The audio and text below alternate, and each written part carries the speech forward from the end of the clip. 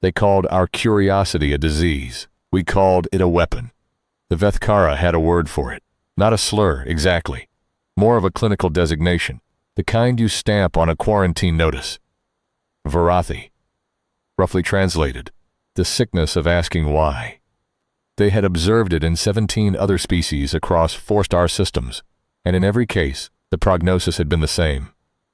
The afflicted species would tear themselves apart with the asking, or the asking would lead them somewhere dark and irreversible, and the Vethkara would arrive to find only silence and wreckage. They had not, in recorded history, encountered a species that survived it. Until us, the message came in on a frequency no human transmitter had ever used. That was the first thing Lieutenant Commander Vera Santos noticed. Not the content, not the language, not the fact that something had clearly been watching humanity's communications for a very long time. Just the frequency. Clean and precise and absolutely mathematically impossible. Given the technology Earth had been broadcasting on for the past 2 centuries. She was 3 weeks into her rotation aboard the Clos-Lucé research station, orbiting at the L2 Lagrange point beyond the moon. It was a quiet posting, the kind you gave to scientists who needed to think without interruption, and to military liaisons who had stopped being useful in combat and hadn't yet found their next shape. Vera was 39 years old, recently divorced, and had spent the better part of a decade studying the mathematics of large-scale system failures, the kind that brought down bridges or power grids, or in one memorable theoretical paper that had gotten her exactly no grant funding, and a letter of mild concern from her department chair, entire civilizations. She had a notebook, paper, actual paper, the old kind with uneven lines and a slightly warped cover from where she'd once set a coffee mug, it during a particularly long night. She filled it with diagrams that never quite finished themselves.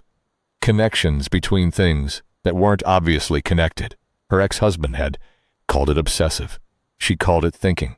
When the signal came in, she wrote down the frequency first. Then the time. Then she sat very still for about 45 seconds and looked at what she'd written. And then she wrote, "Impossible, but here it is." That was how it started. The Vethkara sent a representative. That was the term they used, representative, and the translation was precise, enough that Vera spent 3 days afterward wondering whether the precision itself was a form of condescension. They were good at language, the Vethkara. Terrifyingly good.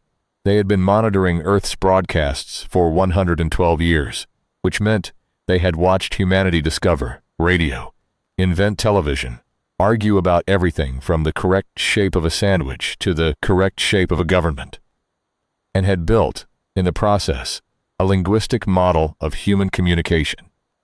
That their representative spoke to Vera in a version of English that contained regional idioms from 7 different continents. His name was not pronounceable. He offered a designation, Architect Solon. He was tall, nearly 3 meters. And he moved with the deliberate economy of something that had decided, long ago, that wasted motion was a kind of lie. His biology was not mammalian. He had 4 upper limbs, the outer 2 folded in what Vera eventually realized was a resting posture equivalent to hands in pockets, and his face plated in overlapping segments of something that caught light like mother of pearl. His eyes were amber, fixed, and gave nothing away. He stood in the receiving bay of the Clos-Lucé station. They had cleared it out in 48 frantic hours, moving crates and equipment and 1 very confused hydroponics experiment, 2 other modules. And he looked at the assembled humans with an expression that, Vera later wrote in her notebook, could only be described as the look of a doctor who already knows what the scan says. "We have come," Architect Solon said, "because your species has reached a threshold. The Varathi is advanced. We have seen the signs before. We are here to help you manage what comes next."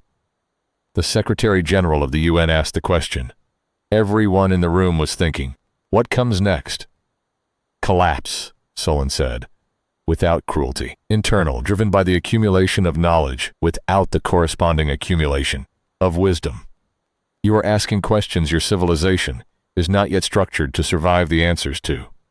We have seen it 17 times. We are offering you the option of a different outcome. No one spoke for a long moment. Then Vera Santos, in the back of the room, standing against the wall with her notebook open and her pen moving, said, "What does the option look like?" Solon turned to find her. She got the impression, from the angle and timing, that he had already known exactly where she was standing. "Guidance," he said. "Structured limitation of inquiry. The questions that destroy are specific. We can help you identify them and route around them. Other species have accepted this arrangement. They are stable, they persist. But they stopped asking," Vera said. "They survived." She wrote that down, both parts. The proposal was not, strictly speaking, an ultimatum. The Vethkara were careful about that. They presented documentation, centuries of it, translated into 17 Earth languages, formatted with something that looked almost uncomfortably like academic citation, showing the progression of Varathi in other species. The parallels to human history were specific enough to be unsettling. The branching points were clear. Here is where species A began asking about the fundamental nature of consciousness. Here is the cascade. Here is the silence. Here is what we are offering you instead. The world's governments took 31 days to respond. Vera spent those 31 days in the station's smallest lab, which she had unofficially claimed by the simple method of leaving her notebook there and sleeping in the chair. She had been given, along with everyone else, access to the Vethkara documentation. She read all of it. She also began reading everything she could find about the 17 species the Vethkara referenced. Not the Vethkara's accounts of them, but anything she could extract from the data packets about the species' own records, their own voices, before the threshold. She found, embedded in the translated materials, fragments of what those species had been thinking in their final years. Questions they'd been asking. The Vethkara had preserved them, she thought, the way you preserve a cautionary tale. Look at what they were doing when they fell apart. But Vera read them differently. She read them and felt something open in her chest, the way a window opens in a room that's been shut too long. These weren't the questions of civilizations tearing themselves apart. These were the questions of people who were close. People who were standing at the edge of something enormous and leaning forward. She recognized the feeling from her own notebooks, from the long nights and the warped, coffee-stained cover, and the diagrams that never quite finished themselves. She recognized the feeling because she had it right now. She started writing faster. Checo Velarde was 26, built like someone who'd grown up carrying things heavier than himself, and had the specific exhaustion of a person who had signed up to be a research assistant for a legendary scientist and not fully appreciated, until he was really committed, what that would actually involve. He was Vera's assistant, had been for 2 years before the signal. He was good at the job, methodical, patient, able to hold 7 variables in his head simultaneously while writing down an 8th. And he had the additional, underrated quality of knowing when to be quiet. Vera could go 6 hours without speaking in a productive way, and Checo had learned that this was not absence but accumulation, that she was wise, that she was building something in the silence, and the interruption of it cost more than it would seem. He was also, as it happened, the first person she showed her notebook to when she found what she found. "Look at this," she said, pushing the notebook across the lab table. It was 4 a.m, station time. Checo was on his second coffee, and his eyes had the particular sheen of someone running on caffeine and stubbornness. He looked. He read. He looked up. "This is the 3rd species," he said. "The one that the Vethkara say they collapsed in the 3rd generation after this point. That's what they say. But you're reading this as..." "I'm reading this as a breakthrough," Vera said. "I'm reading this as someone who was right, who had the answer, or most of it, and just needed more time, more space, the right kind of collaboration." She tapped the notebook. "The Vethkara arrived 11 years before the collapse they describe. What if the arrival was the variable? What if..." Intervention. Was the cascade event? Checo was quiet for a long time. Then he said carefully, That would mean they're not saving us, Vera said. That would mean they're the thing that breaks us. She said it quietly, and she didn't say it with triumph or drama, the way a person says something, when they want to be right, more than they want to understand. She said it.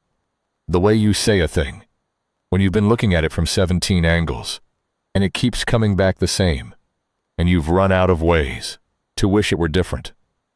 Secco looked at the notebook for another moment. Then he looked at her. Okay, he said. What do we do? It wasn't a question. It was a gear engaging. The world's governments responded to the Vethkara proposal on day 31. The answer was yes, with conditions. The conditions were largely procedural. Oversight committees, phased implementation, a review period after the first decade, the kind of conditions that signal yes more than they limit it. Vera submitted her findings 2 days earlier. She sent them to 3 people, the head of the station's science division, who she trusted, a mathematician at the University of Lagos whose work on complex system dynamics she had been reading for a decade, and, in a decision that she made at 2 a.m. after staring at the ceiling for an hour, to architect Solon himself. She sent it to Solon because she wanted to see what he would do with it. His response came back in 40 minutes. It was longer than she expected. He did not deny her conclusions. He did not call them wrong. He said, The pattern you have identified is real. The question you have not yet asked is whether it matters. She wrote that down in the notebook and underlined it twice. Then she wrote, It matters. Then she went to find him.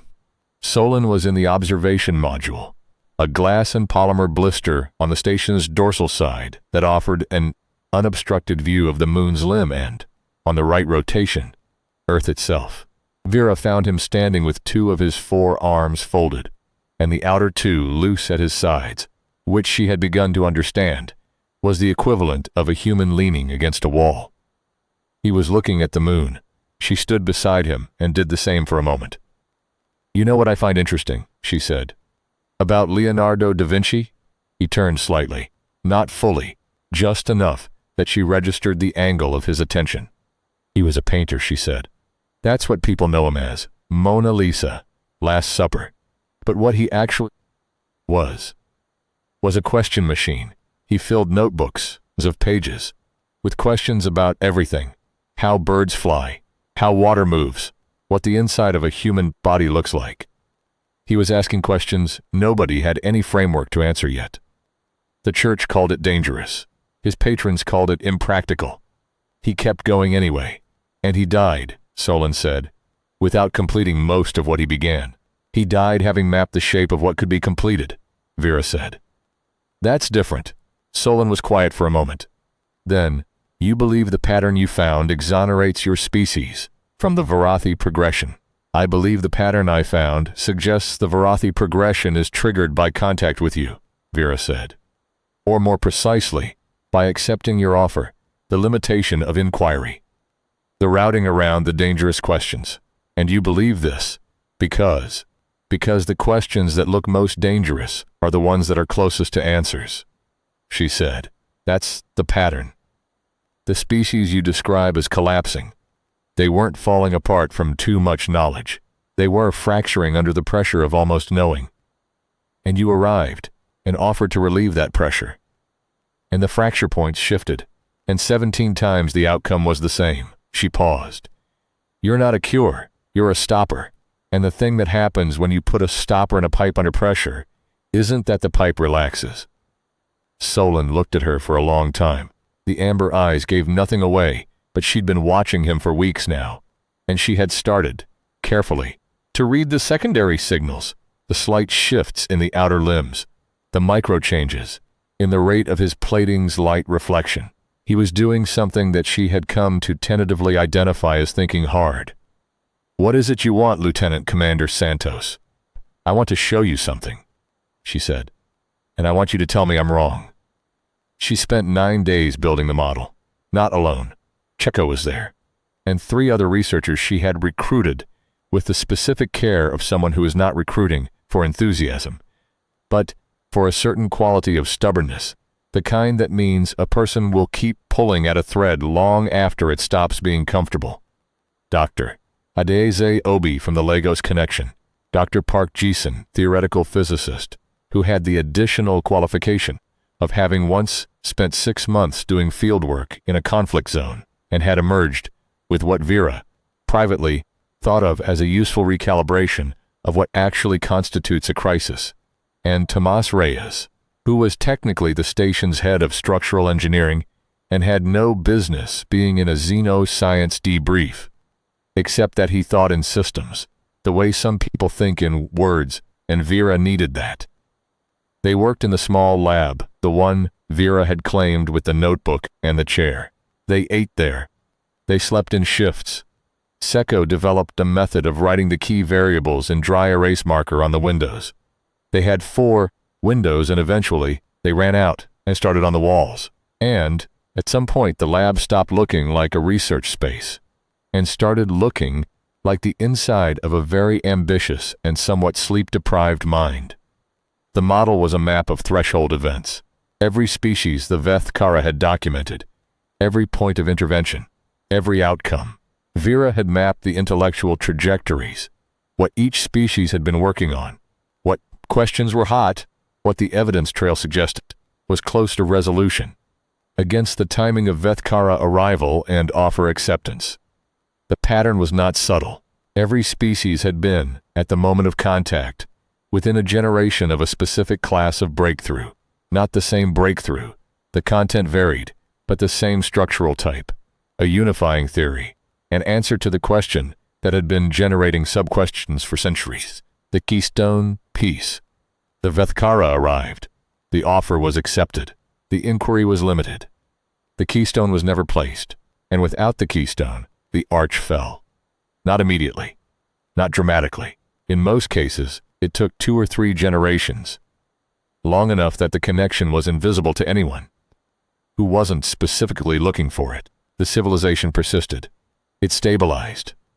It stopped killing itself with internal conflict over questions it couldn't resolve, because it had agreed to stop asking the questions.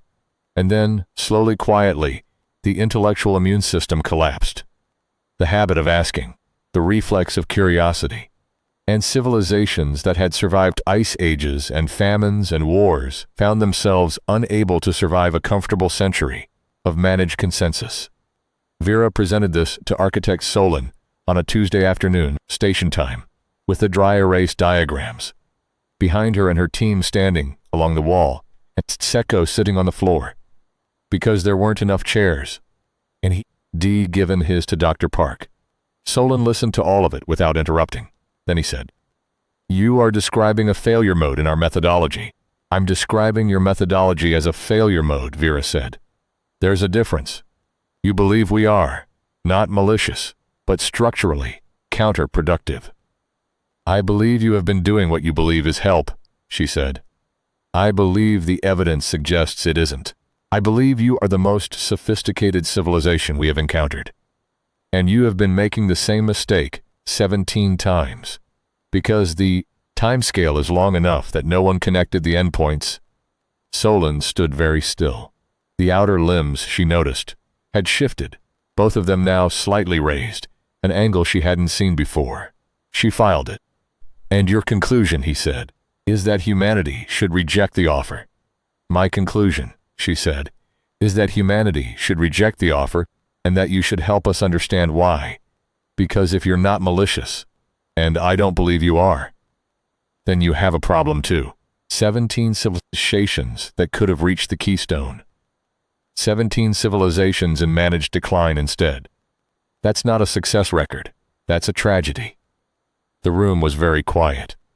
Then Solon said in a voice that had lost some of its clinical precision and picked up something else, something she couldn't immediately categorize. "Show me your model. There are moments that don't feel historical while they're happening. You're standing in a repurposed lab with dry erase marker on the windows, and a physicist sitting on the floor, and the weight of 17 extinct possibilities hanging in the air, and it doesn't feel like a pivot point. It feels like a long day, and not enough coffee. And the specific exhaustion of having been right in a way that nobody is going to find comfortable. Vera walked Solon through the model for 4 hours. He asked questions, precise, structural, the kind of questions that come from someone trying to find the flaw and not finding it. By the 3rd hour, his outer limbs were fully extended, and the inner ones were moving, occasionally touching the window diagrams, and she had the sudden and somewhat disorienting impression that she was watching something grieve. She had been right that he wasn't malicious.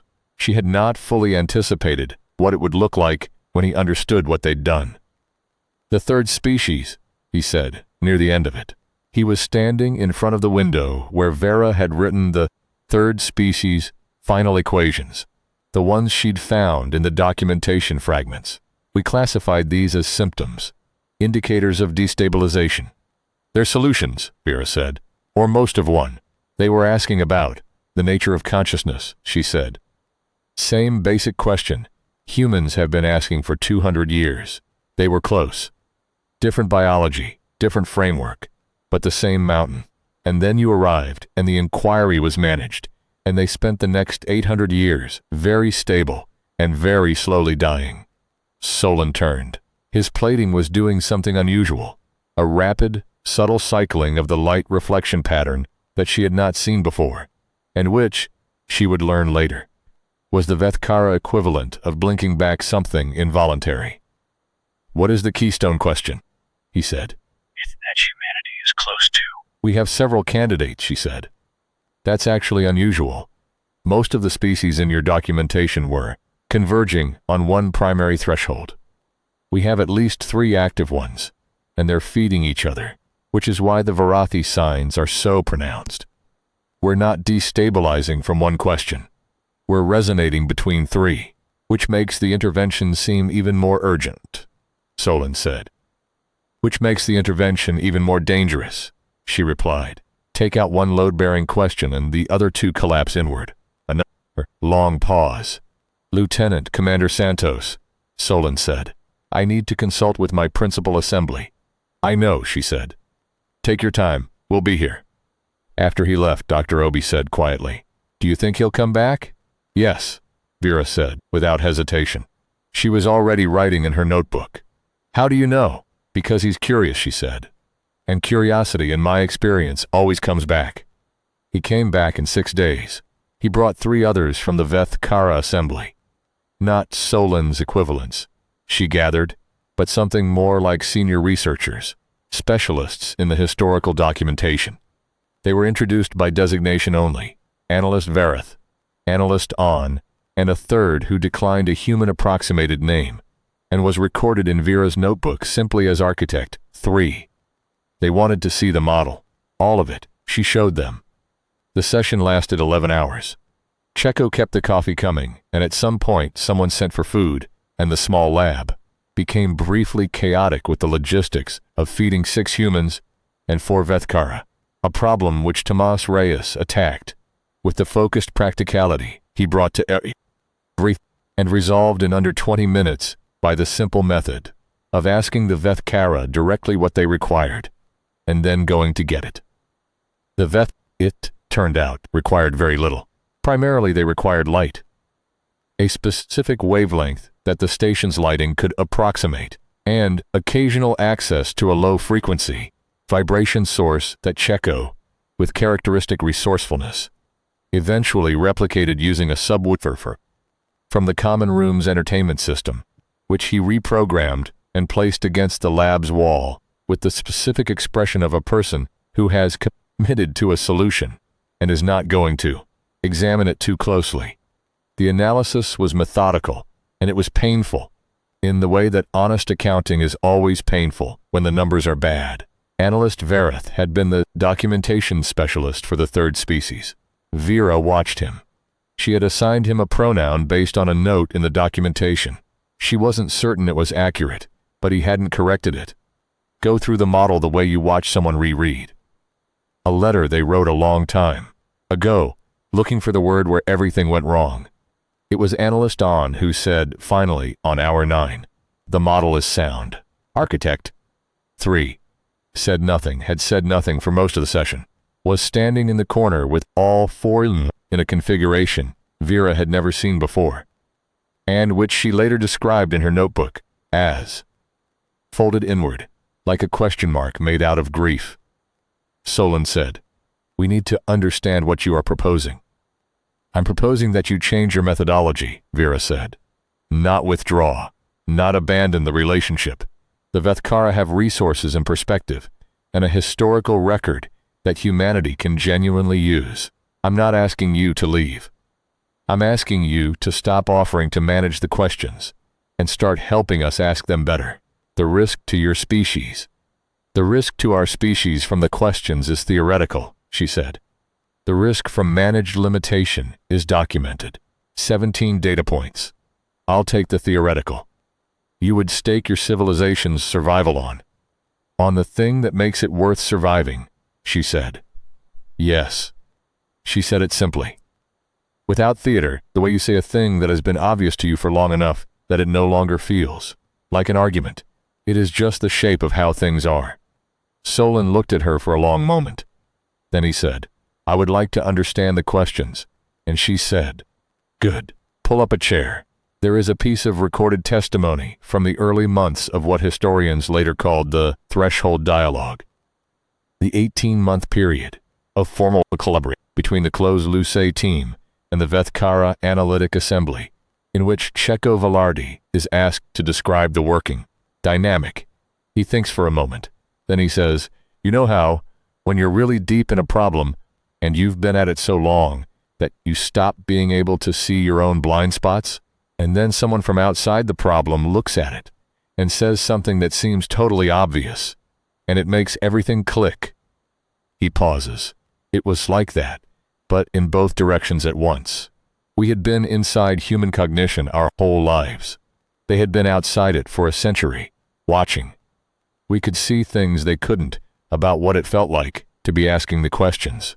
They could see things we couldn't about what the questions looked like from the outside. What patterns we were in. Neither of us alone would have gotten there, both of us together. He stops. Shrugs. "Well, you know what happened. What happened was not a single breakthrough.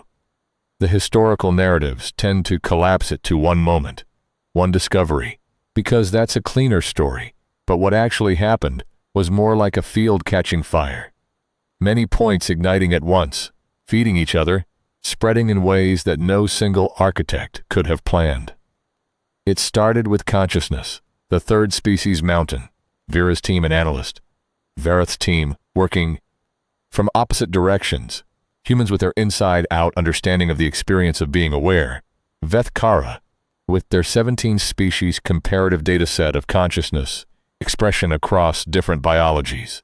They collided somewhere in the middle, and what they found there was not the definitive answer to what consciousness is, but something arguably more useful, a precise map of what the question actually contains, which sub-questions are weight-bearing, and which are distractions, which apparent paradoxes dissolve under the right framing, and which are paradoxes all the way down, and need to be held rather than resolved.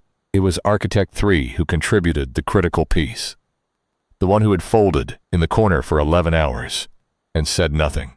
Vera had been thinking about it, thinking about the way that particular posture expressed something she couldn't name, and wondering what was behind the silence. And one evening, late in the 4th month, she found herself alone in the lab with Architect 3, who had stayed after the others left. "You knew," Vera said, not accusatory, just reading what she saw. Architect 3 was quiet for a moment. Then, "I wrote the documentation for the 7th species." "I read it," Vera said. "You read the official record." She waited. "The 7th species," Architect 3 said carefully, "asked a question about consciousness 700 years before your species. Their methodology was different from yours. Their biology was different. But the structural type of the question was the same. And they were," a pause, "they were very close. I was a junior analyst at the time. I argued against intervention." Vera sat down. "I was overruled." Architect 3 continued. "The pattern matched the threshold parameters. The Vorathi designation was applied. The offer was made. It was accepted. Another pause. They were very beautiful, the 7th species. They made things. Not machines, things. Art, in the way you mean it. Things with no function, except to be experienced. We have records of 17,000 works that were created in the 50 years before. There are 240 works from the 800 years after. The plating was cycling again. The rapid light pattern Vera had learned to read. The inquiry was managed. The art continued, but it changed. It became safe. It became the art of a species that had agreed not to ask the question that had been driving it. Vera was quiet for a long time. "Why are you telling me this?" she said. "Because you asked me, architect." 3 said, "To tell you when you were wrong." She blinked. "I haven't asked you that." "You asked Solon. He told me. He said you wanted someone to find the flaw." A pause. "The flaw is not in your model. The flaw is in mine. The flaw has been in mine for 700 years, and I have known it, and not known what to do with the knowing." The outer limbs extended slightly, a gesture she had come to read as something like offering. "I believe I have been waiting for someone to show me what to do with it." Vera picked up her notebook. "Then, let's start," she said. The next 14 months were the most intellectually intense period in human history to that point. That is not Vera Santos's assessment. She would have said something more modest and more precise, probably involving a comparison to the decade before the double helix, or the period of conceptual chaos immediately before general relativity shook loose from the noise. It is the assessment of a retrospective analysis compiled by 47 historians and scientists across 12 disciplines, published 11 years after the events, by which point the consequences were clear enough to measure. The Clos-Lucet team expanded, not officially, not with budget and titles and committee approvals, but organically, the way good problems expand, pulling in the people who can't leave them alone. Vera had a talent for identifying those people by a quality she couldn't quite articulate, and never tried to write down. Something in the way they looked at a question. Something that said this one will keep pulling, even when it stops being rewarded. She found them, and she put them in the same room with the Vethkara analysts, and she got out of the way. She was still there, though, still writing in the notebook, still arriving early and leaving late, still humming occasionally, almost inaudibly, a piece of music her mother had sung, a very old song in Portuguese that she had never found a recording of, and had been slowly forgetting for 20 years, and was now, perhaps because of the sleep deprivation, beginning to remember. Chetko noticed. He noticed because he noticed everything, methodically, and wrote it down. There is a scene reconstructed from 3 separate observers' accounts that Vera later said she didn't remember, but that she also didn't dispute. It was late. The lab was quiet except for 2 researchers sleeping in chairs and the soft hum of the subwoofer against the wall. Vera was at the main table, alone, reading. Architect 3 was on the other side of the room, working through the 7th species documentation, cross-referencing against the new framework they had been building. They had been in silence for 2 hours. At some point, Vera looked up from the notebook and said, not loudly, "The soul question." Architect 3 turned. "Da Vinci," she said. That was his question, actually. He thought the soul was physical, that it was somewhere in the body, and if you looked carefully enough, you would find it. He dissected bodies illegally at personal risk because he needed to look. Not because he expected the soul to be an organ. Because he instructed that looking was how you found what you didn't know you were looking for. She tapped the notebook. That's the methodology. That's what we're doing. Not finding the soul. Finding what the looking reveals. And what? Architect 3 said. Does the looking reveal? That the question of consciousness, she said, is not what consciousness is. It's what consciousness does when it encounters the limit of what it can know about itself. She paused. That's where the 3rd species was. That's where we are. And what it does when it's healthy is she stopped. She was looking at the notebook. Is what? Architect 3 asked. Is exactly what we're doing right now. she said. It keeps asking. The final report to the joint UN Vethkara Oversight Commission was submitted on a Wednesday. It was 412 pages long, not counting appendices. Vera wrote the summary herself because she had learned early that summaries written by committee acquire a particular anesthetic quality that renders the most important sentences invisible, and she refused to let that happen to this one. The summary was 9 paragraphs. The last paragraph read, "The species classified by Vethkara documentation as Vorathi afflicted are not, in the view of this team, experiencing a pathology. They are experiencing a threshold. The distinction is critical. A pathology is managed. A threshold is crossed. 17 species were managed. We are proposing, in collaboration with the Vethkara Analytic Assembly, to demonstrate what crossing looks like." The Commission approved continued collaboration. Not unanimously. There were 3 dissenting votes, all from member states, whose governments had been most enthusiastic about the original guidance offer, and whose enthusiasm had always seemed to Vera to have less to do with intellectual safety and more to do with the relief of having the large, difficult questions taken off the table. She understood the impulse. She did not share it. The crossing, as it came to be called, in the shorthand of the people who had been there, happened not in the lab, but in the observation module, the same one where Vera had told Solon about Leonardo da Vinci. She had not planned this. It was not symbolic. She was there because she had gone to think, and sometimes thinking happened in places where you could see the whole dark. Architect 3 came to find her. They stood together looking at the earth, which from this angle was half in shadow, the Terminator line a clean division between the lit side and the dark. And Architect 3 said, "I have been reviewing the 7th species documentation." "Yes," Vera said. "There are questions they were asking," Architect 3 said, "that appear in your current research threads. Different framing, different vocabulary, same shape." "I know," she said. "You have been using them as a roadmap." "I've been using them," she said carefully, "as a lamp. There's a difference. A roadmap tells you where to go. A lamp lets you see what's actually in the room." A pause. "The 7th species," Architect 3 began, "was not wasted," Vera said. "What they found, even incomplete, even cut short, it fed forward. It went into the record, and it sat there for 700 years. And now it's in the room, with us, lighting the floor. Nothing that was ever genuinely asked is wasted. That's the thing the Vorathi model gets wrong. It treats incomplete inquiry as failure. But incomplete inquiry is a gift. It says, here is the shape of the problem. Here is as far as we got. Someone else, take it from here." Architect 3 was quiet for a long time. "We have 17 incomplete gifts," they said finally. "Yes," said Vera, "and we are going to be very careful with them.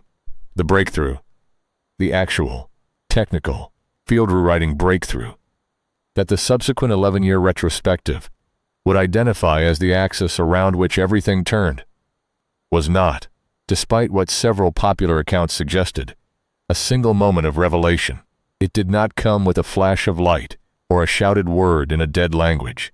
It came, in fact, on a Tuesday afternoon, in the form of a very ordinary-looking equation that Park Jason had been working on for 3 months, which she had written in dry erase marker on the window above the subwoofer, which suddenly resolved. She looked at it for about 30 seconds. Then she said, in Korean, "Oh, Checo," who spoke some Korean, looked up from across the room. "Then he's English. Oh." Then he went to get Vera. What Park had found was a formal description of the relationship between self-referential cognition and the structural properties of the questions it generates. A mathematics of the shape of asking, you could say, that made explicit what had been intuitive for years. It showed rigorously why certain questions feel more dangerous as you get closer to them. Not because the answers are dangerous, but because the act of closing in on an answer of that depth requires a temporary dissolution of the cognitive structures that have been organized around not knowing it. You have to take apart a certain kind of wall to see what's on the other side, and the taking apart feels from the inside, like collapse. Which was, Vera said, when she understood it, exactly what the Vethkara had been measuring. They weren't measuring the danger of the answer, she said. They were measuring the stress of the taking apart, and they intervened to prevent the taking apart. Because from the outside it looks like structural failure. And from the inside? Checo asked. From the inside, she said, it looks like remodeling. Architect Solon read the Park equation on a Thursday. He read it 3 times. Then he called together the full Vethkara Analytic Assembly, which had never met in plenary session in the 2 years of collaboration, and which convened at a distance in a form Vera was not cleared to observe, but which Keko, who was covering the communication monitoring, described afterward as like watching a very large, very old organization have a very quiet argument with itself about whether it has been wrong for a very long time. The Assembly's response when it came was not a statement. It was a question. They asked, if the taking apart does not lead to collapse, if, properly supported, it leads to what you call crossing, what does the crossing look like? Vera wrote the answer in her notebook first. Then she turned it into a technical response. But the notebook version, which Checo kept, read, it looks like us right now. It looks like a species that has been terrified of its own deepest questions for its entire history and has spent 10,000 years building the tools to face them, and is finally, in this specific, terrible, beautiful moment, actually using them. It looks like a room full of people who are tired and scared and not entirely sure this works, and who are doing it anyway, because the alternative, the managed stability, the comfortable silence, is a kind of dying, and they have decided, in the specific stubborn human way of deciding things, that they would rather be alive all the way. It looks like every inventor who ever worked through the night on a problem that might not have an answer. It looks like every person who ever looked up at the moon and wondered if there was something on it, and then, instead of accepting that they would never know, built something to go look. It looks like us. The formal signing of the Clos-Lucé Accord, named for the station, which itself was named for the French chateau where Leonardo da Vinci spent his last years, took place on a Thursday in the 2nd year of collaboration. It was not, by design, a ceremony. Vera had argued strongly against ceremony. Ceremony, she said, was for things that were finished.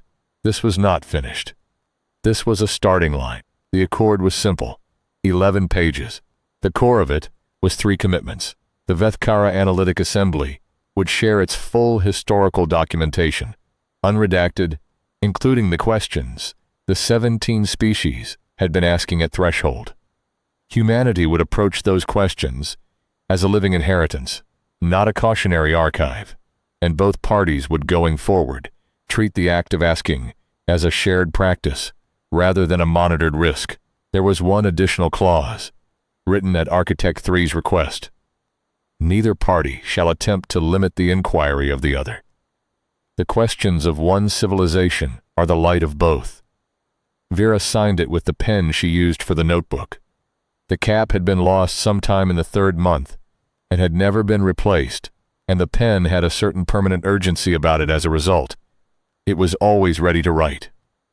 After the signing, Keko found her in the observation module.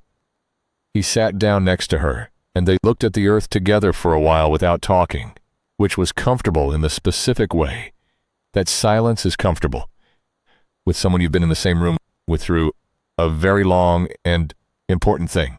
Da Vinci, Checo said after a while. He never actually finished the ideal city, the designs.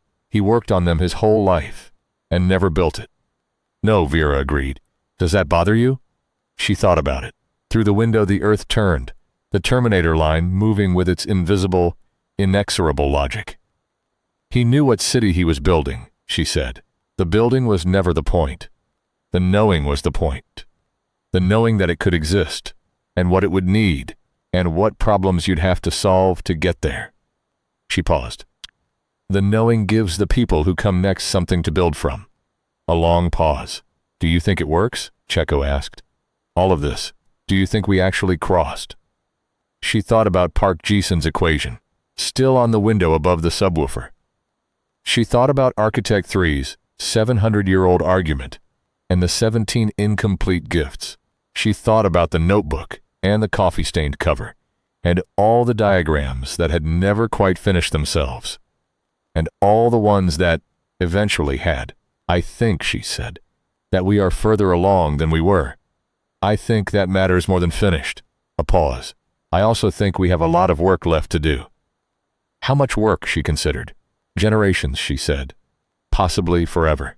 That sounds exhausting. It sounds alive, she said. There is a photograph.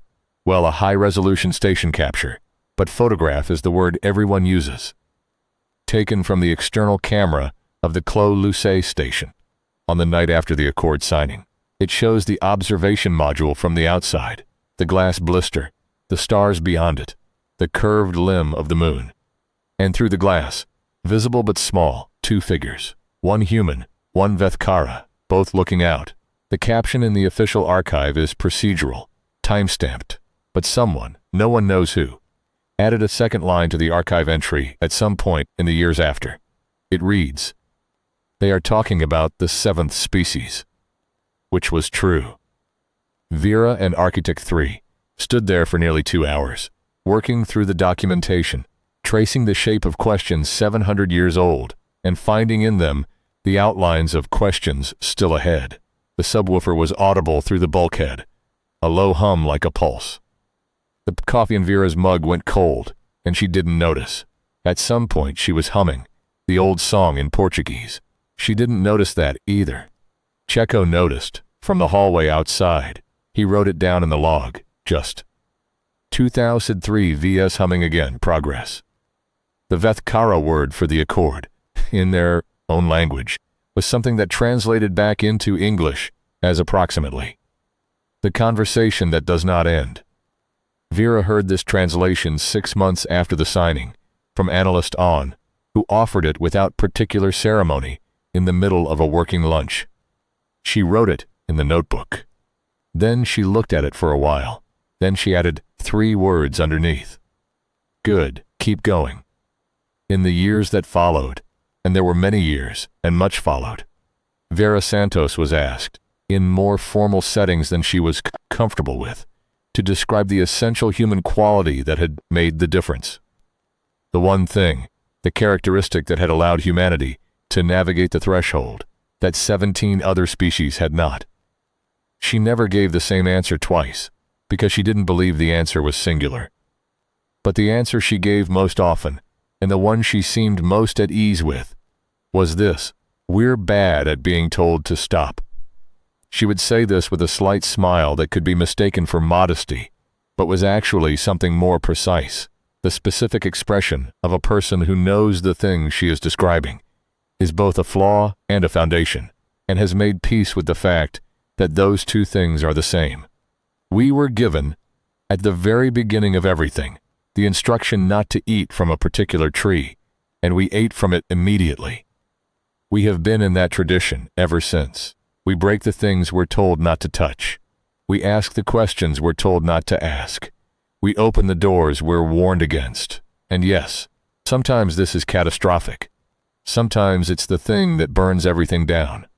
But sometimes, she would pause here, the way a person pauses when they're thinking about something specific. Sometimes it's the thing that saves you. Sometimes the door was the only door out. She would not elaborate further. She would pick up her notebook, which she still carried, and find the next question. There was always a next question. That, she had decided, was the point. The Vethkara assembly did not disband after the Accord. This surprised some of the UN Oversight Committee members, who had expected the relationship would become something more administrative. Quarterly reports, annual reviews, the comfortable distance of an arrangement, formalized and managed without everyone having to actually be in the same room. That was not what happened. What happened was that the Clos-Lucé station became, gradually, and without anyone formally deciding this, the center of something unprecedented, a multi-species collaborative research initiative, with no defined endpoint, no organizational chart anyone could make sense of, and a budget that the finance committee described in formal documentation as irregular and in informal communication as deeply confusing. Vera ran it the way she ran everything, by finding the people who could not leave the problem alone and putting them in the same room. The room got larger. More species were eventually represented, though that came later and is a different account. For now, the station, the team, the 18 months of work that the retrospective would call the threshold dialogue, and the questions that were still open at the end of it. The questions were better now. That was the thing Vera tried to explain in the formal settings where explanation was required.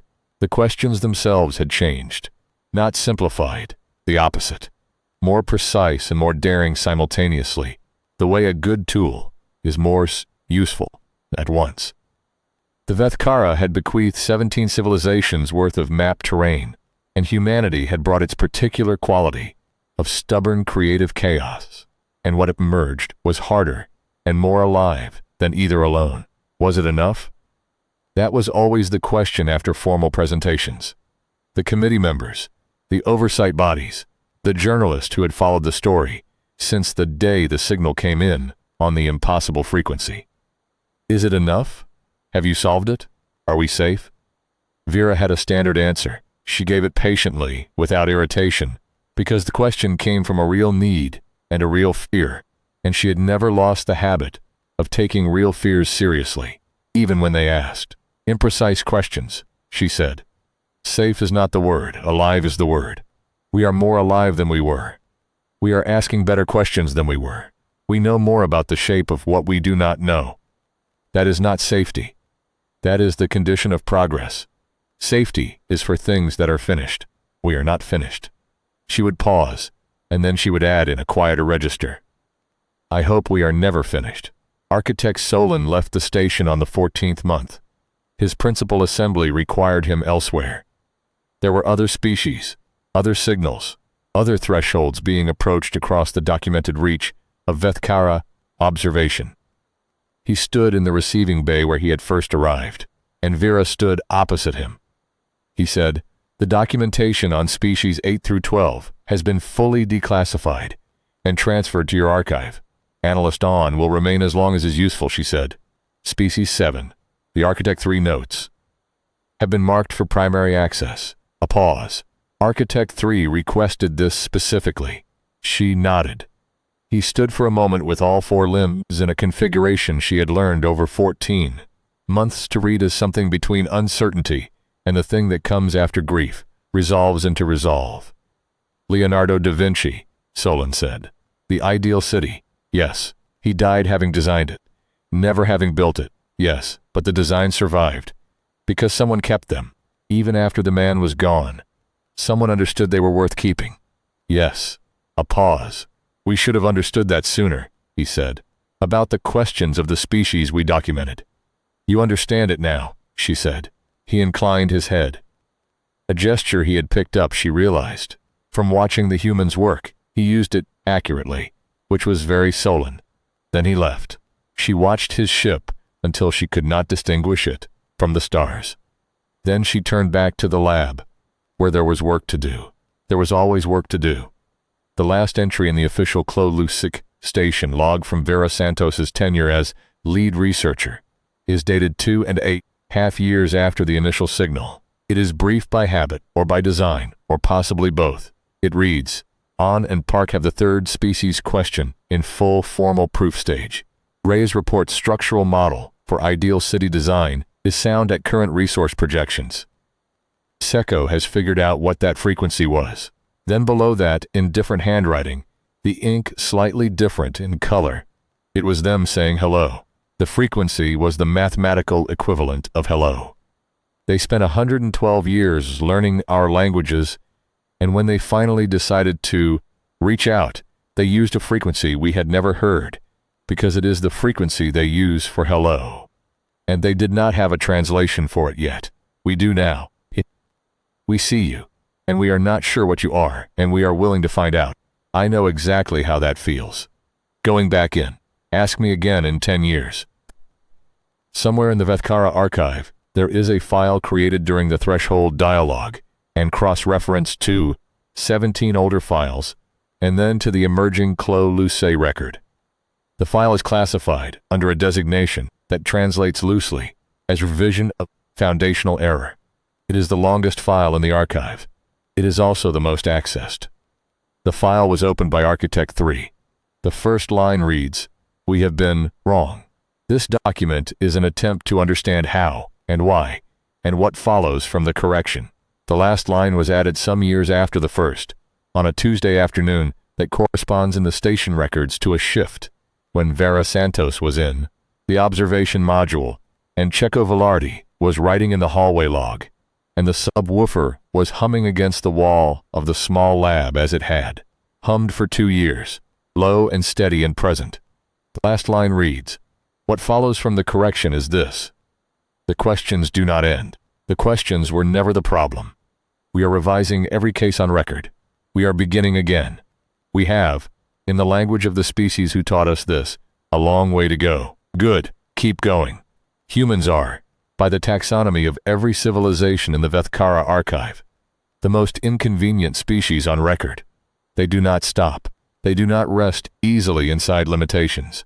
They find the wall, and they push it, not to be destructive, not out of arrogance, but because the wall is there, and something in them cannot see a wall without wanting to understand what is on the other side. This quality has cost them more than the Vethkara archive can fully measure. Conflict, waste, civilizational trauma, centuries of progress stalled by the energetic refusal of one generation to pass their knowledge forward to the next without first insisting on it. Fight about it. But it is also, and the archive now contains a file on this, the revision file, the long one, the most accessed. Exactly the quality that keeps them alive when managed stability would hollow them out. The Vethkara have a new word now. They coined it in the years after the Accord, through a process of internal linguistic debate, that Vera was told about secondhand, and that Checo recorded in his log as sounding like a very old institution, having a quiet argument about whether it was allowed to change its mind. It is not a designation. It is not a clinical term. It is closer to a name given out of something that might, with appropriate translation adjustments, be called respect. The word translates as the ones who keep asking. They use it for humanity exclusively. For now. Vera Santos retired from the station in her 51st year. She took her notebook with her, the original one, coffee-stained cover, lost cap on the pen, diagrams that had never quite finished themselves alongside the ones that had. She took it to a small apartment in Porto, where she could see the ocean from the window, and where she had arranged for a very fast data connection, and a whiteboard that covered one entire wall. She was not done working. She had never been done working. But she was done being the person in the room who holds everyone else together by sheer accumulated gravity, which is a different and more exhausting job, and one she was glad to hand to the next person, who was Checo, who was ready for it, in the specific way that person is ready, who has been watching and waiting, and writing things down for a decade and a half. She called him on his first official week as station lead. Not to advise, just to check in, he said. It is very strange being the one at the front, she said. You get used to it, he said. Did you? She was quiet for a moment, then she said, no, but I got used to being strange, which amounts to the same thing operationally. He laughed. She heard in the background the low hum of the subwoofer. She said, is that still there? He said, it went into the station registry as permanent infrastructure 3 months after you left. There is an official maintenance budget for it. She said, good. She said, keep going. She hung up and turned to the whiteboard and picked up the marker and started writing the next question down, the one she had been turning over since a Tuesday afternoon. 2 years earlier in the observation module, the one that was still not quite finished, the one she was going to keep pulling at until it resolved. Or, she ran out of time, and if she ran out of time, she would write down exactly how far she had gotten and leave it in the record for whoever came next. That was the deal. That was always the deal. The questions do not end. Good, keep going. There is a tradition among the researchers who have passed through the Clos-Lucé station in the decades since the Accord of writing one thing on the wall of the small lab before they leave for good. Not the whiteboard walls, which are covered perpetually in diagrams. The actual wall, the one above the subwoofer, which started as a practical surface for equations and became something else over time, a record of passage, a registry of the people who had stood in that room and pulled at the threads and left the threads a little further unraveled for the next person. The station archivist documented these entries at some point during the fourth decade. There are 218 of them from human researchers and 47 from Vethkara analysts, and 9 from 3 other species that came later. They range from a single equation to a paragraph. Some are in languages that required specialist translation. One is a diagram with no words at all. Vera Santos's entry is near the beginning. It is not the first. She left room for someone before her, though no one has been able to identify who she expected to have been there first. It reads, "The questions are not the disease. The questions are the pulse. If you can feel them, it means the patient is alive." Below that, in a different hand, Checo's, recognizable by its specific combination of precision and speed. "We kept asking. We always keep asking. This is why." Below that, in the near illegible notation of Architect 3, translated. The 7th species asked this question first. We are answering it on their behalf. We are answering all 17 on their behalf. This is the least we can do. Below that, added years later by someone who has never been identified, in a handwriting that matches no entry in the station personnel records, and which the archivist flagged as anomalous and then left, because there is a culture at Clos-Lucé of leaving anomalies until you understand them, rather than resolving them into tidiness. I came back. The frequency means hello. The archivist notes this entry with no further comment. Cross-reference to signal log day 0. Status. Open. Status. Open is the notation the archive uses for questions without final answers. The Clos-Lucé archive has, as of its most recent count, 14,947 open questions. It adds new ones every day. This is not a problem. This is the point. The signal came in on a frequency no human transmitter had ever used, and a woman with a coffee-stained notebook and a pen with no cap looked at what she had written and wrote. Impossible, but here it is, and then she went to work. That is the whole story. That is also only the beginning. The questions do not end. Ask again in 10 years. Ask again in 100. The pulse is strong. We are still here. We are still asking. That is what it means to be human in a universe that did not expect us to survive this long, and is slowly, reluctantly, with something that looks almost like admiration, revising its expectations accordingly. We are the ones who keep asking. We are not finished. We will not be finished. Good. Keep going. In the 3rd year after the Accord, a secondary signal came in from a direction the Vethkara archive had not previously flagged. It used a frequency that Checo recognized immediately, because he had seen it in the original signal analysis, the one from day 0, the one he had spent 18 months puzzling over until the answer arrived, not from an equation, but from context, from understanding what the Vethkara meant when they said hello. This frequency was different, not hello. Checo spent 3 days working out the structural equivalent before he called Vera in Porto. She picked up on the second ring. He said, "We have another signal," she said. "I know. I've been watching the feed," he said. "It's not the Vethkara," she said. "I know." A pause. He said, "Do you want to come back?"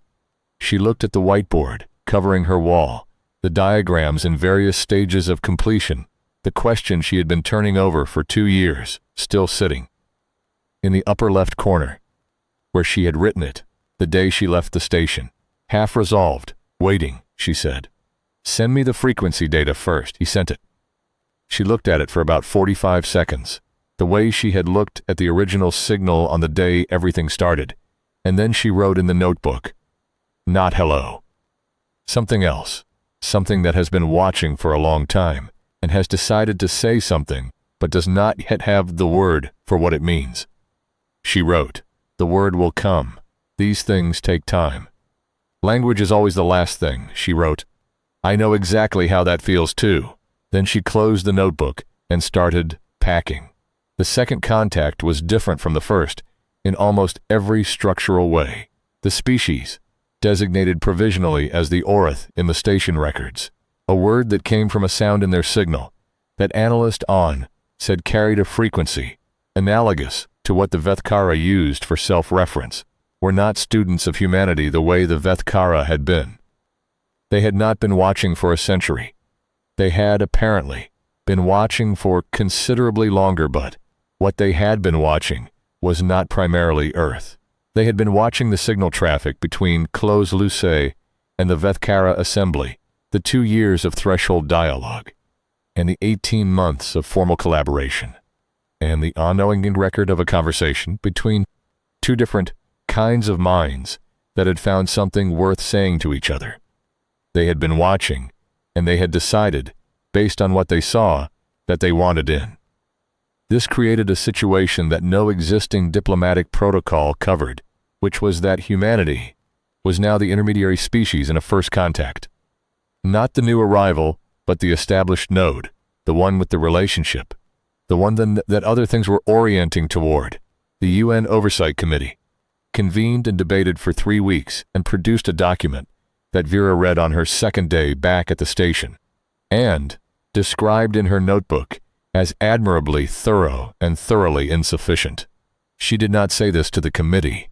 She said, "We will work with what we have and build what we need," which was, Keko noted in the station log, exactly what she had said 18 months in when the Vethkara analysis had produced more questions than answers, and the budget committee was asking uncomfortable questions about deliverables. She had been right then. He chose to operate on the assumption she was right now. The Orth contact proceeded for 14 months before any meaningful linguistic exchange was established. This was faster than the Vethkara's century, but it was still 14 months of patient, careful, iterative work. The kind of work that looks, from the outside, like nothing is happening, and feels, from the inside, like pushing a very large thing that will eventually move, and you cannot tell yet how close to moving it is. What helped was the archive, the 17 species in the Vethkara record, and now the Clos-Luce additions, and Architect 3's revision files, and the growing body of cross-species cognitive mapping that Park Gison's equation had made possible. Humanity was no longer approaching alien communication as a problem with no prior data. They had prior data, not the same situations. Every first contact was its own thing, shaped by the specific biology and history and context of the species involved. But the same structural patterns, the same categories of problem, the same places where communication broke down, and the same kinds of moves that rebuilt it. It was, Vera told the committee in a briefing that she kept deliberately short, like learning a new language, by having access to the language's grammar without knowing any of the words yet. The words you find, the grammar you can work from. The Orth, when communication was finally established well enough for something like exchange, turned out to be interested in one thing above almost everything else. They wanted to know about the 7 species. They had, in their own independent observation, been watching the space where the 7th species had existed. Watching for a very long time, watching the silence, trying to understand what had happened. They had their own theories about the collapse. Their theories were wrong in the specific ways that theories built from the outside always are. They had the what, but not the why, the shape of the ending, but not the shape of the almost didn't end that had preceded it. Architect 3, who had remained at Clos-Luce at their own request, and was now the senior Vethkara presence at the station, presented the full documentation to the Orth over the course of 4 sessions. The sessions were long, and they were, by any measure Vera had developed, for reading interspecies communication, painful for Architect 3. In a way that was also clearly necessary. The Orth received this information, and were quiet for a very long time. Then they sent back a message. It took Seko and Park, and 2 Vethkara analysts, and 1 Orth interpreter equivalent 3 days to work out the full translation. When they had it, Checo came to find Vera with the translation in his hand. The expression on his face of someone who has just confirmed something they were hoping was true. The message read, "We have records of the 7th species from before the silence. We have been waiting for someone to ask for them. We did not know who to send them to. We are sending them to you." The records arrived 2 weeks later. They were not in any format human or Vethkara technology could immediately access. They required 6 months of collaborative work to even begin, rendering into comprehensible data. But when they came, when the first fragments resolved into something that could be read, what was in them was exactly what Vera had suspected and feared and hoped for all at once. Questions, thousands of them, the internal record of a civilization's standing at the edge of its greatest threshold, asking the right things in the right order, building toward the keystone with the specific momentum of a mind that is almost there, alive, thinking, close, 700 years old and still, somehow present in the record they left behind. Vera sat with the first fragment for a long time. The small lab, the subwoofer, the dry erase diagrams on the windows that had been added to and revised and partially erased and redrawn for 3 years. Checo brought coffee and did not say anything, because he had worked with her long enough to know when Kwaiwan was what was needed. After a while she said, "They were so close," he said. "I know," she said. "We are going to answer this, the questions they were asking. We are going to take what they found, and what the Vethkara found, and what the Orcs have, and what we have, and we are going to answer it," he said. "All of it," she said, "as much as we can in the time we have. And then we are going to leave the record the same way they left the record, for whoever comes after, for however long it takes." He was quiet for a moment. Then he said, "Da Vinci." She looked at him. He said, "It's what Da Vinci was doing. The notebooks. He was leaving the record." She thought about the ideal city designs, centuries in the archive, sitting there waiting. She thought about the way Leonardo had moved through a single human lifetime, trailing questions like a comet trails light, understanding that he would not finish, but finishing as much as he could, and documenting the rest, so the finishing could happen without him. Someday, by someone, with the tools that didn't exist yet, she said. Yes, exactly that. She picked up the notebook. She started writing. The questions do not end. The pulse does not stop. The signal keeps coming in on frequencies we have not learned to hear yet, from directions we have not yet mapped, carrying meanings that will take time and patience, and the specific quality of human stubbornness to unpack. We are not the last stop on any journey. We are a node, a place where threads converge and new threads go out, a station, in both the orbital sense and the older sense, the one that means a place where you stop and rest and take on supplies before going on. The going on never stops. That is not a burden. That is the deal. We signed it the moment the first human looked at the sky and wondered what was up there, before we had words for wondering, before we had the concept of an answer, when the question was just a feeling. And the feeling was just the first version of the impulse that eventually built the instruments and launched the ships and sent the signals and sat up all night in a small room with a coffee-stained notebook and refused to accept that the impossible frequency was just impossible. Impossible. But here it is. Here we are. Still asking. Still going. The question that Vera Santos had written in the upper left corner of her Porto whiteboard on the day she left the station. The one that was half resolved and waiting. If the act of asking is itself the answer, what does the asking owe to the things it damages on the way? She had been circling this for 2 years because it was uncomfortable, and because the uncomfortable questions are usually the important ones, and because she had seen in the station's 3 years what the act of asking cost. The cost was real, not abstract. She had watched Architect 3 carry 700 years of knowing they were wrong, without a framework for what to do about the knowing. She had watched the 7th species documentation arrive and seen the specific grief of understanding what had been lost. She had watched Seko, who did not talk about being tired, be quietly and consistently tired, in the way of someone who has been in the same important room for a long time, and loves it, and wishes it required slightly less of him. The questions cost something. That was true. Denying it would be a kind of lie, and she did not deal in that kind. But the answer she arrived at, 2 years in, and then confirmed by the Orcs records, and then confirmed again by the first fragments of the 7th species' own archive, was not that the cost meant the asking should stop. It was that the cost was part of what the asking owed. You owed it to the thing you were asking to ask carefully, to take what you found seriously, to not use the questions as a performance of curiosity when what you meant was something else. Dominance, avoidance, distraction. To carry what the questions revealed, even when it was heavy. The 7th species had done this. She could see it in the record now, in the questions themselves, which were not reckless but considered, which were not grandstanding but genuine, which were not the questions of a civilization tearing itself apart, but of a civilization trying very hard to understand itself, and the universe it had found itself in, and the responsibilities that came with that. They had been good at asking. They deserved better than what they got. The Vethkara had been trying to help. She knew this, and she had never lost sight of it. Not when the anger at what was lost was sharpest, because anger that loses sight of context is just another kind of blindness. And she had spent enough time correcting blindness in herself to recognize when she was at risk of it.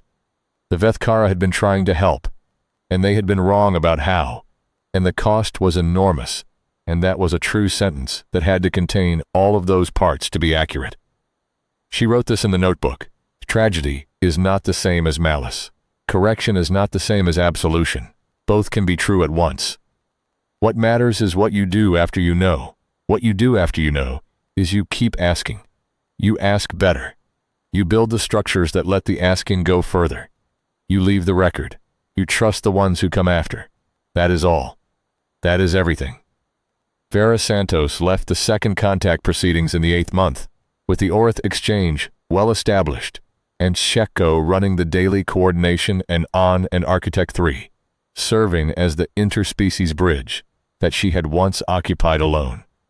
She left because she was no longer the most useful person for the work needed, and she had always been clear-eyed about the difference between being necessary and being habitual, and she was not going to let comfort become an obstacle to the next thing. She went back to Porto. She looked at the whiteboard. The question in the upper left corner was still not fully resolved, but it was further along, and she could see the shape of where it was going. She picked up the marker and kept going.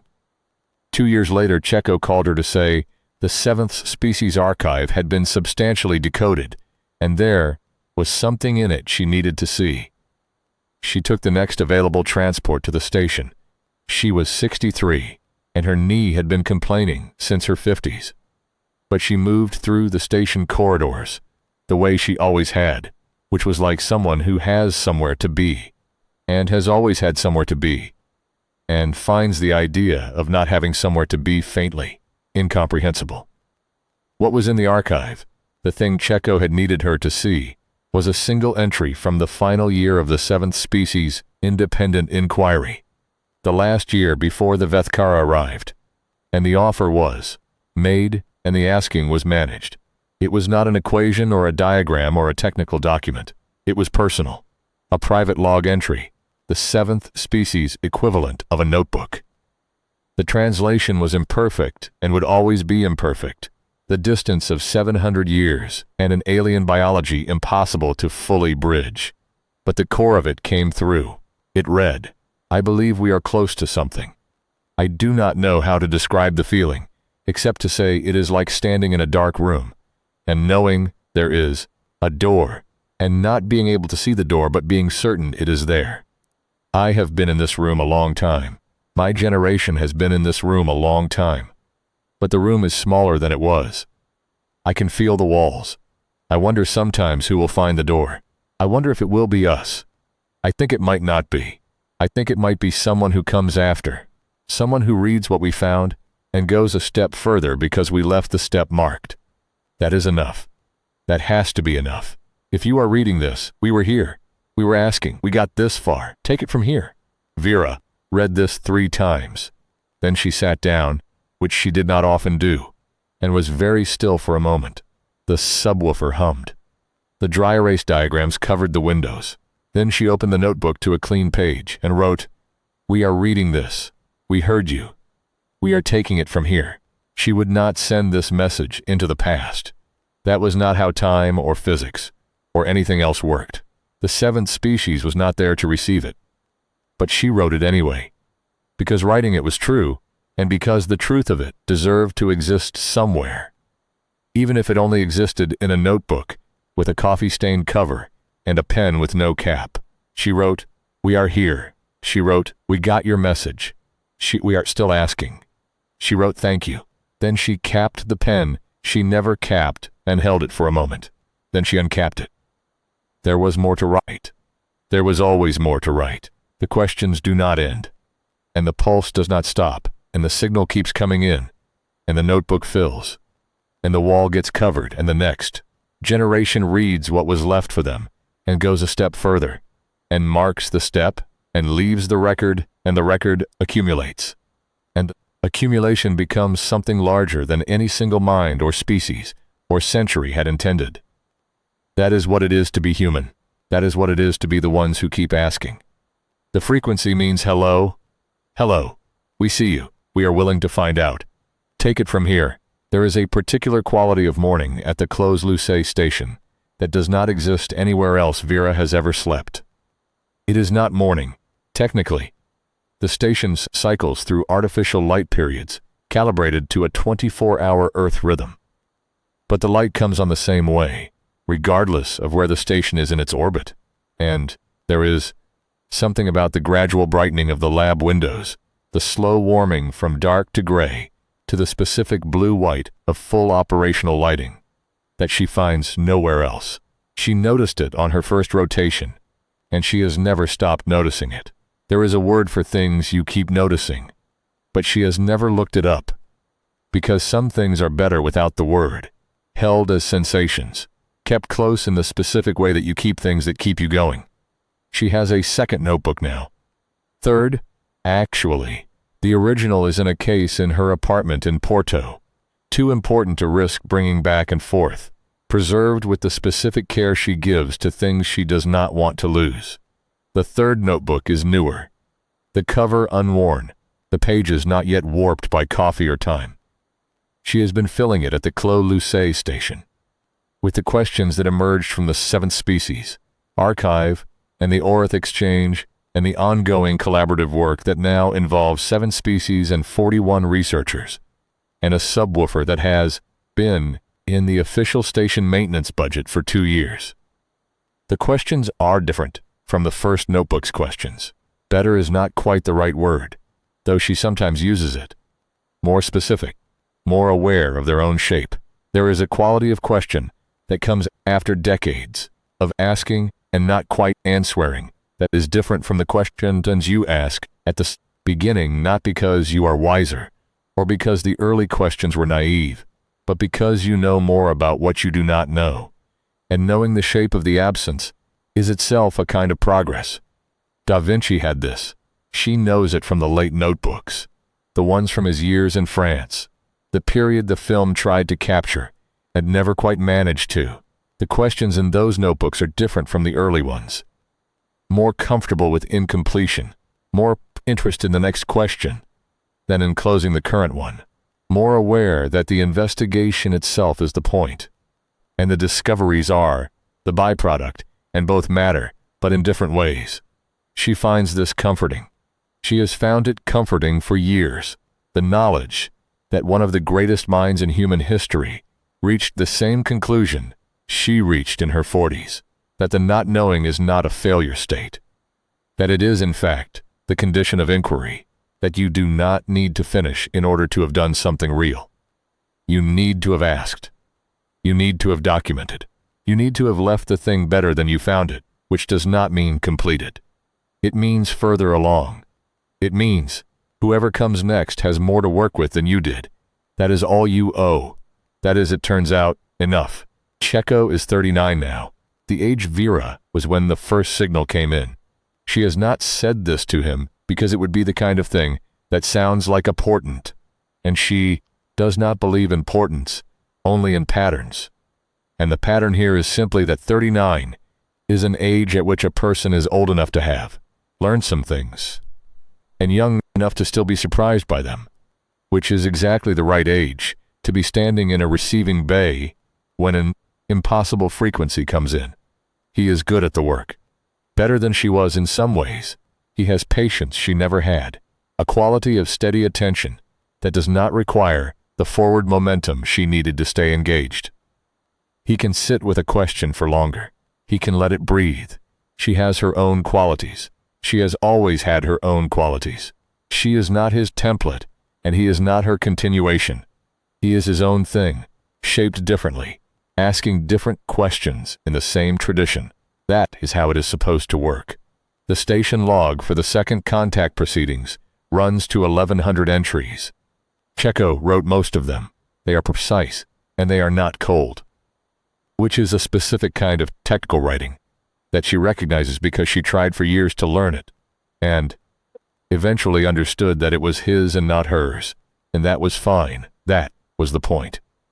One entry near the middle of the proceedings reads, "The Orcs representative asked today why we use paper notebooks. I explained that it was not universal practice, that many researchers used digital systems, that the paper notebooks were specific to certain individuals and their preferences. The representative considered this for a long time, and then asked whether the paper notebooks were a form of testimony. I said I thought that was a reasonable way to describe it. The representative said, we have something similar. We call it the first record. It means the record was made before you know what you are recording. We consider it the most important kind. I told Vera this. She did not look up from her notebook. She said, yes, that's exactly it. She was already writing. The questions do not end. The first record keeps being made. The station turns in its orbit. The light comes on the same way every morning. Keep going. In the archive of the Clos-Lucé station there is a drawer. It is not a metaphorical drawer.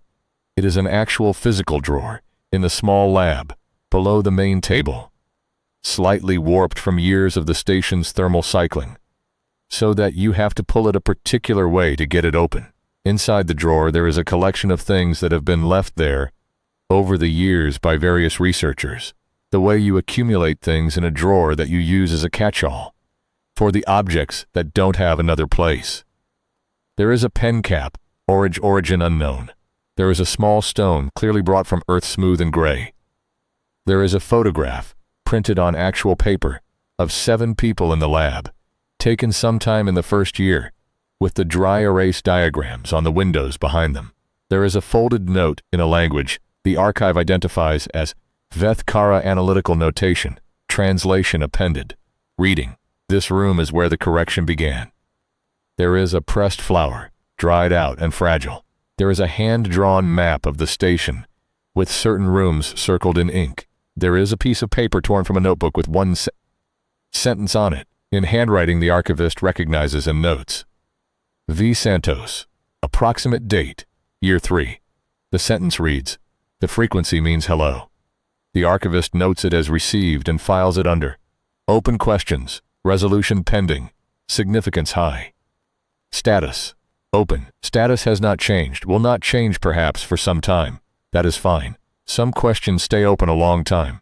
The important thing is that they stay.